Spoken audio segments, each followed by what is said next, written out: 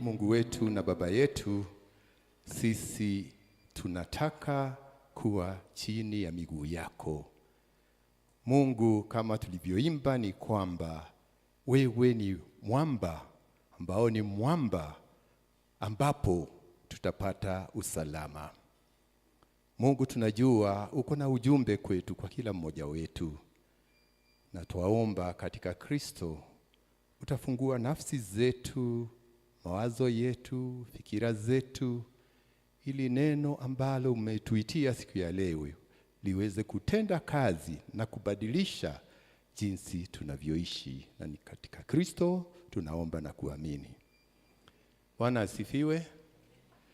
Timothy Washira Njogu ndilo jina langu. Nimeokoka, Kristo ni Bwana, na nafurahia siku ya leo kwa maana anataka tugawane neno lake, kwa maana Biblia inasema Yesu ama Mungu hawezi kukusanya wafuasi wake ama watu wake bure.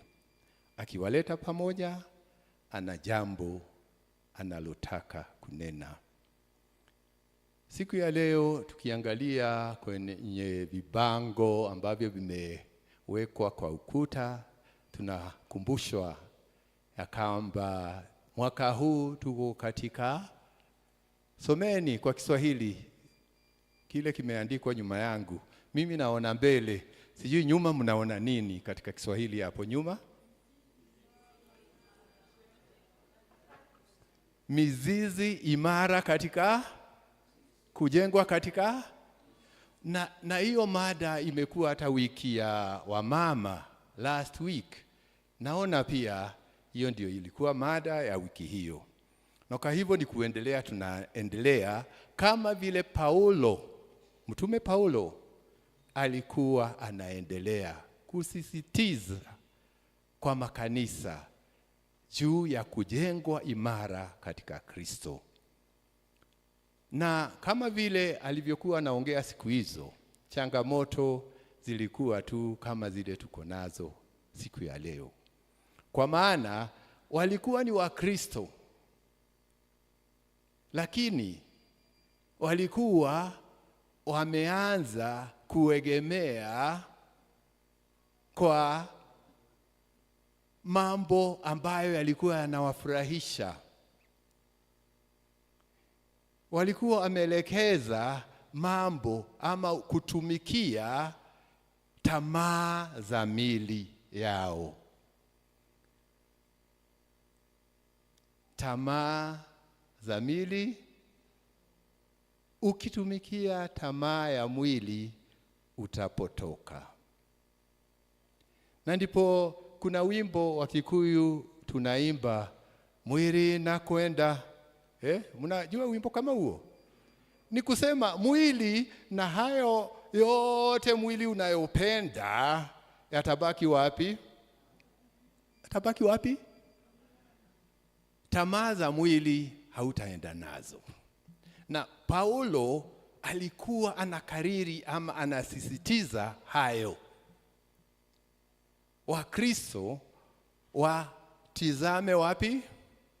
Kwa Mungu. Wanaodumishwe, wajengwe imara katika Kristo. Tumesomewa vyema na mada yetu pia inasema hivyo. Maadamu nyinyi mmekubali Kristo Yesu aliye Bwana, basi ishini katika muungano naye. You live in fellowship. Tuishi pamoja na ushirika na Mungu. Muwe na mizizi ndani yake. Mujenge juu yake na kuwa imara kama mlivyofundishwa. Muwe na shukurani tele. Paulo katika maandiko yake anapenda kutumia figures, metaphor, similes, yani lugha yake anatumia mafumbo kuelezea. Na hata hapa asubuhi yule alikuwa ananena, alikuwa pia anatumia lugha kama hiyo. Manake alituambia juu ya mwangaza, akatuambia pia sisi ni matawi, na matawi ambayo yanategemea mzabibu, ambaye mzabibu ni nani? Ni Kristo. Hiyo ilikuwa kutoka kitabu cha Yohana. Kwa hivyo tunaendelea kufahamishwa na kukumbushwa kwamba sisi tuko chini ya nani? Ya Kristo. Na kwa hivyo lazima tuishi kama vile Kristo anavyohitaji, kama vile alituita. Paulo anatumia mizizi. Najua wewe ukikuza mahindi yako, unajua unategemea mizizi iende chini ndio mmea uweze kufanya nini? Kunawiri. Paulo ametumia mizizi kama tegemeo la mmea, ama kama tegemeo la binadamu, ama wewe ama Mkristo kuweza kuishi. Manake unaposimama kwenye mizizi ambayo imejengwa imara katika ardhi, utakuwa kama huo mzabibu tumeambiwa, ambao unatoa matunda. Kama mizizi itakuwa tu hapa juu, wewe hutaweza kuzaa matunda. Na kwa hivyo leo ujumbe wetu ni juu ya kuwa rooted and established in Christ. Yaani kujengwa imara chini ya Kristo. Ametumia mfano wa ujenzi, kwa maana anasema mjijenge juu yake na kuwa imara. Jengo lolote ambalo haliko imara litastahimili kukiwa na upepo mkali ama mvua kubwa. Sisi ni mashahidi ya kwamba hii Nairobi yetu tunasikia tu manyumba yanafanya nini? Yanaporomoka kila wakati. Na ni kwa sababu hayakujengwa juu ya nini? Msingi imara. Najua hili kanisa, chairman, sikuwa hapa wakati lilikuwa linajengwa, lakini nikitembea kule chini kuangalia the pillars, they speak a lot of information concerning this building. Unaona hii pila pengine ndio imetoka kutoka chini ikapanda mpaka juu. Kusema walio design hii kanisa walikuwa wanataka kujenga jengo imara ambalo litaishi miaka mingi. Sisi je, tuko hivyo? Imani yetu katika Kristo inaweza kutudumisha ama kutushikilia wakati kuna shida, wakati wa dhoruba? Sisi ni kama ule mjengo ambao ni hafifu, tutaangushwa tu mara moja. Paulo alisema hayo kwa maana alikuwa anataka Wakristo wabadilike. Ni kusema ya kwamba walikuwa pengine wamekubali Kristo, lakini bado walikuwa mguu moja iko wapi? Kwa tamaa za nini? Tamaa za nini? Za mwili. Tamaa za mwili, na kuambia hizo ndizo zitatufanya tusione ufalme wa Mungu. Nyinyi mnajua tamaa za mwili. Sitazihesabu hapa kwa maana najua mnazijua, lakini hizo ndizo zitakazotufanya tusiweze kuonana na Mungu. Waefeso 2 huo mstari ama aya 20 inasema, mmejengwa juu ya msingi uliowekwa na mitume na manabii, naye Kristo ndiye jiwe kuu la msingi.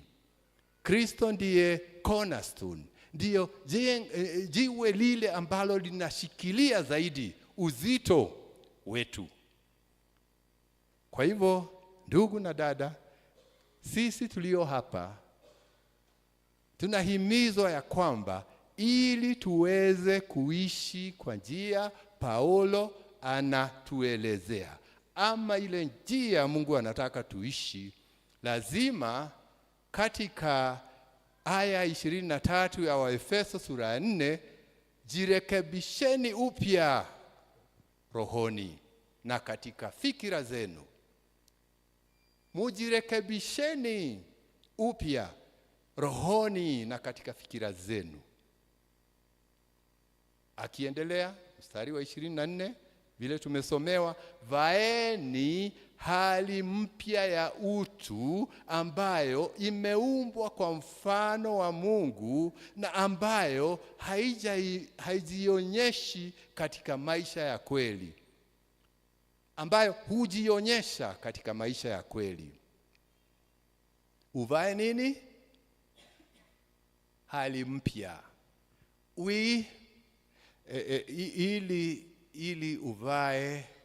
Ili uvae, pengine kama nataka kuvaa hali mpya, lazima kwanza nifanye nini? Hebu nisikie hapa. Shika hii.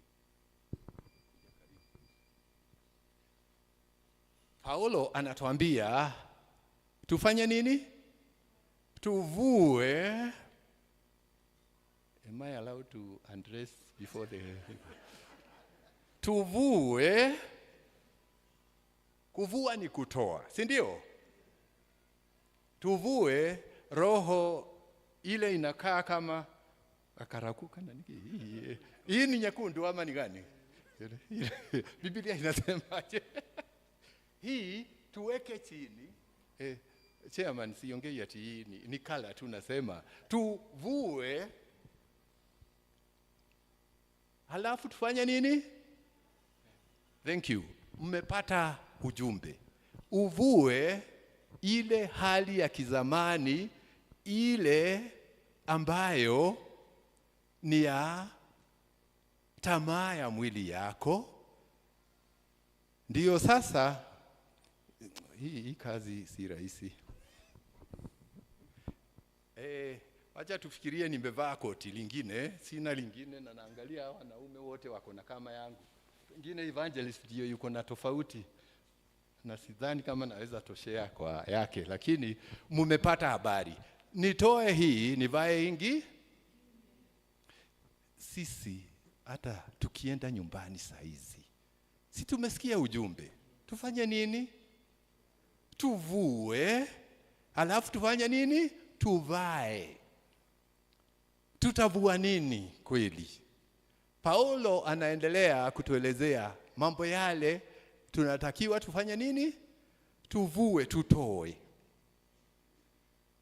Jambo la kwanza amesema uongo. Yaani unaweza fikiria ni vitu vizito vinaweza kutufanya tusione ufalme wa Mungu. Vitu vingine ni vitu vidogo vidogo. Kama nini? Alisema ni kama kitu kama nini? Kitu kama nini? Uongo. Si nimesema uongo? Uongo. Sema uongo. Lakini siambii uambie neiba wako uongo. Sema ni mimi nimesema uongo. Useme uongo. Uongo ni kutoa mambo yote ambayo unaambia watu ambayo si ya. Wengine tunasema uongo, lakini unaona kama si mnajua ile uongo inaenezwa sana kwa mobile ile, hata mtu anachukulia kwamba hiyo sio uongo. Niko tu hapa na mtu hako maili kama 20 mbali, si ndio? Hiyo ni uongo ama ni ukweli? It is not a small thing. Paulo has talked about lies, uongo. Kwa hivyo usifikirie uongo ati nikaudu kanini kau maheni. Alitaja uongo, akasema uvue uongo, uvae ukweli. Uvue uongo, uvae. Wakolosai 3:9, msiambiane uongo, kwani nyinyi mmekwisha vua ule utu wa kale pamoja na matendo yake yote, mkavaa utu upya ama utu mpya. Msiseme uongo kwa sababu nyinyi mmevua nini? Mavazi ya kikale, mkavaa nini? Mapya. Bwana asifiwe. Kutoka leo tunasema nini? Tutavua nini? Nini? Uongo. Tuongee nini? Chema, umesikia? Sisi tutakuwa tukisema uongo. Tutasema uongo, tutasema ukweli. Mnaweza fikiria hiyo ni kitu rahisi, lakini ni kitu ambacho kinaweza kufanya wewe usione Mungu, kwa sababu wewe uongea uongo. Kwa sababu orodha ni kubwa. Jambo lingine alisema ni muache kuiba. Sio kuimba kama vile tumeimba hapa. Ni stealing.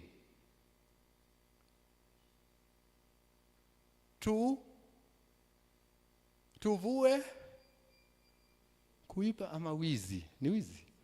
Tuvue, tutoe. Kama kuiba ni nini? Kuia ni kuchukua kitu cha mwenzako bila idhini yake. Kuna watu walikuwa wanasema no kweheria jeheririe todo kolire hao doa ya dayaheria no. Kama hujapewa ruhusa, hiyo ni nini? Kwa hivyo tuvue nini? Najua hamngetaka kusema wizi. Nataka tuvue kuchukua kitu cha mtu bila ya idhini, ndio? Na hiyo ni wizi kweli. Hiyo ni wizi. Paulo alisema muache, badala ya kutoa vitu, kuchukua vitu za watu, nyinyi ni watu wa kupeana. You are not people to steal, you are people to give. Muache kuiba, ila tu mtoe, mpeane nyinyi. Na katika kitabu cha Kutoka 20 aya 15 tunajua kuna amri ya 8 ya Mungu. Inasemaje? 8th commandment, usiibe. Kwa hivyo hiyo hata iko kwenye commandments. Jambo la 3, usiongee maneno maovu. Don't use harmful words. Don't use unwholesome talk or language. Maneno ambayo yanaweza kukera, maneno ambayo yanaweza kukasirisha. Ila wewe uongee maneno mema ya kujenga wengine. Kuna mtu anaweza kuongea na wewe usikie uchungu, hata hutaki kukutana na yeye. Kwa kutumia maneno haya, Paulo alisema maneno maovu. Katika Waefeso 5:19 Biblia inasema zungumzeni kwa maneno ya zaburi, nyimbo na tenzi za kiroho. Yaani badala ya kuongea maneno maovu, unaongea na mtu furahishi Mungu. Kama kitabu cha Hesabu 20, kuna tendo ambalo Moses alifanya ambalo halikufurahisha Mungu, kwa sababu alilifanya akiwa na ghadhabu. Alifanya nini? Aligonga nini? Mwamba. Aligonga mwamba mara 2. Na Mungu alikuwa amemwambia azungumzie nini? Mwamba. Ndio maji yaweze Lakini alikuwa na rage. Ilikuwa ni hasira ile nyingi sana. Kwa hivyo Mungu alikasirikia Moses. And what ilifanyika nini juu ya Moses? Alifika Canaan. Lakini sisi tutafika Canaan. Tutafika sisi. Tutapitia wapi? Kupitia neno la Mungu tutafika Canaan, si ndio? Moses hakufika kwa sababu ya kitu kimoja kinaitwa hasira. Kwa hivyo uvue ghadhabu, uvae utulivu, upole, amani. Wewe ukuwe mtu wa amani. Tutabadilika. Tutavua na tutavaa amani na utulivu na upole. Namba 6, hasira. Hasira imerudiwa because kuna hasira, kuna ghadhabu. Hasira katika hii context naiona ni kama anger. Hasira. Lakini katika hasira Paulo alisema ya kwamba unaweza kukasirika kiasi, hasira kidogo, lakini usiwache jua litue kama hujafanya nini? You know, in life we are bound to get annoyed. Lakini Paulo alisema kama umekasirika, the sun should not go down before you. Wewe unakasirika mpaka asubuhi, ukiamka umekasirika, umefura, hata hutaki kuongea na mtu. Paulo alisema unaweza kwa hali ya maisha kukasirika, lakini isifike wakati wa asubuhi kama wewe umekasirika. Imagine wewe mzazi umekasirikia mtoto mpaka siku ya pili na ya tatu. Inafaa hasira iishe, kwa sababu katika Methali 29 aya 11, mpumbavu huonyesha hasira yake wazi. Mpumbavu huonesha hasira yake wazi, lakini mwenye hekima huizuia na kuituliza. Mpumbavu anaonyesha wazi amekasirika, lakini mtu wa heshima anaficha kidogo. Ebu ukikasirika ficha kidogo, wewe ukuwe mtu wa hekima. Jambo lingine ni ugomvi. Aliona walikuwa na ugomvi mwingi sana, akawaambia wawache fujo, wawe watu wa amani. Epuka, katika Timotheo wa pili sura ya 2 aya 23-24, Biblia inasema epuka upishi wa kijinga na kipumbavu, wajua kwamba hayo huleta magomvi. Mtumishi wa Bwana asigombane. Tunagombana hapa, tunagombana chema, tunagombana hata kwa kanisa. Wale wanagombana wameitwa nini? Stupid. Pumbavu ni stupid. Tusikuwe stupid. Kuna rais wa Kenya alikuwa anapenda sana kutumia hiyo pumbavu, stupid. Tunataka kuwa stupid kweli? Tusigombane ovyo, tuwe watu wa amani na Mungu ataendelea kutubariki. Jambo la 8, kashfa.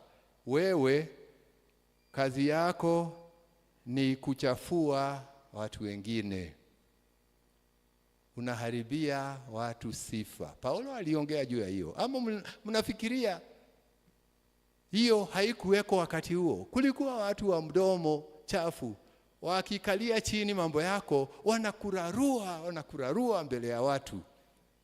Tuko na wao?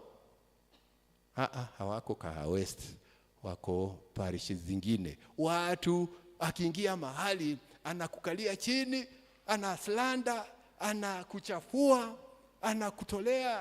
anatoa sifa yako kabisa. Sisi tunatakiwa tuwe watu wa kusifu, lakini sio watu wa kashfa. Tuwe watu wa na yeye dawa kwa ni mwega muno, na muthi ni okire, muthi ni agwikirite kiria PCM jacket, PCMF. Leo ndani ahulire thimu muthi, lakini sio kumkalia chini. Usiole, toadhira. Usiole. Unajua, hiyo kashfa haifurahishi Bwana. Sifa nzuri, sema sifa nzuri. Sifa nzuri. Yes. Sema mazuri ya watu, sio saa yote unaona negative ya watu. Bwana asifiwe. Tukitoka hapa tutakuwa marafiki ama tutakuwa marafiki? Tutakuwa marafiki kwa sababu Paulo aliandika, na ni mtume na ni neno la Bwana. Sio neno limeokotwa, pengine ni kutoka kwa Biblia. Akasema muache malice, wickedness, iniquity, uovu wote, mkuwe watu wa nia njema. Good intentions. Usitakie mwenzako mambo nini? Mabaya. Unakumbuka yule kijana alikuwa anaitwa Kaini? Si alikuwa na ndugu yake? Alimfanyia nini katika Genesis chapter 4? Alifanya nini? Alimuua kwa nini? Alikuwa na uovu mwingi na alikuwa anamuonea wivu, kwa hivyo akaona vizuri ni afanye nini? Uovu wa Kaini kuua ndugu yake Abeli, baada ya tabiko yake kukubalika. He was not happy that God accepted the sacrifice of his brother. Kuna watu pia tuko hivyo, ukiona mwenzako kwake kumenawiri, ukiona ameanza kusimama imara, unaanza kumfanya nini? Kumtandika. Paulo alisema uache, uvue hiyo, uvae nia njema. Nia njema is good intentions, bless others. Katika orodha, jambo la 10 na ni muhimu sana kwetu, alisema uvue kutosamehe na uvae roho ya kusamehe. I know wengi wetu ni gumu sana, tunashindwa kusamehe. Na unaona mtu amekaa mlikosana miaka iliyopita na mpaka leo hata kumsalimia huwezi. Hata ukikutana na yeye unaangalia kando. Ukimsikia unasikia hata unaonyesha wazi. Hiyo si poa. Samehe mwingine, kwa maana Biblia inasema vumilieni na kusameheana iwapo mmoja wenu analo jambo lolote dhidi ya mwenzake. Mnapaswa kusameheana kama Bwana alivyo wasamehe nyinyi. Kama Kristo aliwasamehe, kama Kristo alinisamehe, je, mimi ni nani siwezi kusamehe mwenzangu, jirani, mtu tunayeishi naye, mtu tuko katika ushirika mmoja, unamkasirikia. Hata ukimwona kwa district unaweza hata toka useme mimi leo hiyo wamoyaliku. Kuna watu wa aina hiyo. Paulo anasema hiyo tumesoma mambo 10 na natumai mmeandika, ni zaidi. Lakini hayo mambo yanaweza kutufanya tusidumishwe katika Kristo, ama sivyo? Ndio Paulo anasema toa uvae ndio uweze kudumishwa katika utu. Vitu mnaona kama ni tudogo, they can cause you. Kwa hivyo tunapomaliza tunajua ili tuweze kudumishwa katika Kristo tunahitaji kuomba kila siku. Tuwe watu wa tabia ya kufanya nini? Kuomba. Tuwe watu wako na tabia ya kusoma na kuelewa na kuchanganuza na interact yani na Biblia. Tuwe watu wa ushirika, wa look forward. Tunatazama, tunakuwa na kiu ya ushirika wetu wa district. Ushirika unafanya sisi tuwe watu wa msaada, kwa maana kwa kushirikiana pamoja tunajifunza mambo ya umoja, mambo ya kusaidiana kama welfare, tukiwa pamoja katika ushirika. Nakwambia ukikaa peke yako na ukovu wako kwa nyumba utaanza kudidimia. Lakini mnaposhikana katika ushirika, mnatiana joto na nguvu na mnaweza kuserve Yesu. Jambo la mwisho, service. Hapa najua kuna watu ambao hawajui wataserve kanisa kwa njia gani. Kwa district yako, ongea na elder, umwambie unataka kuserve, because prayer, studying the scripture, fellowship and service of God, they will make us better Christians, and they will make us be rooted in Christ. Kwa hivyo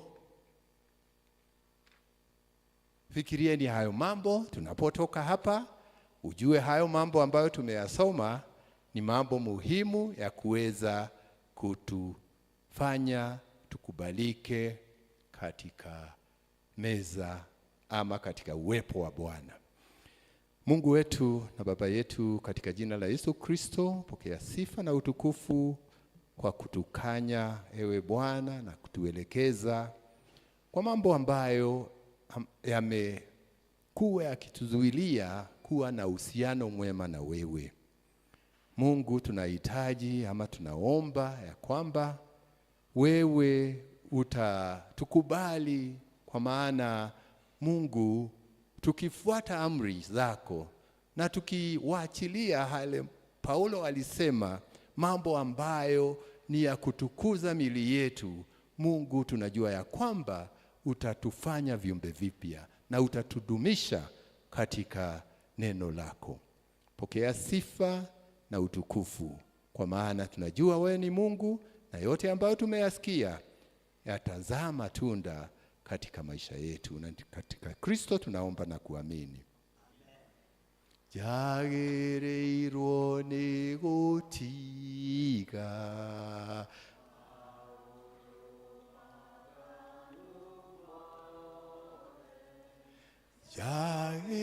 jagereirwo ni guthu indo cia Saitani cio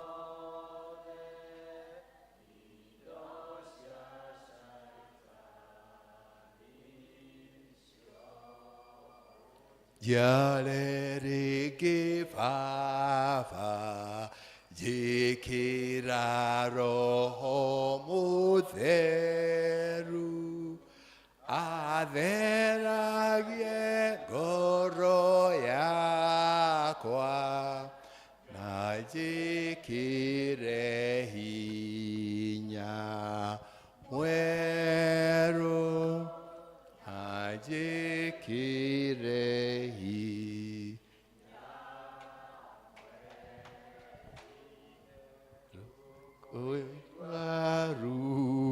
waruo na mwega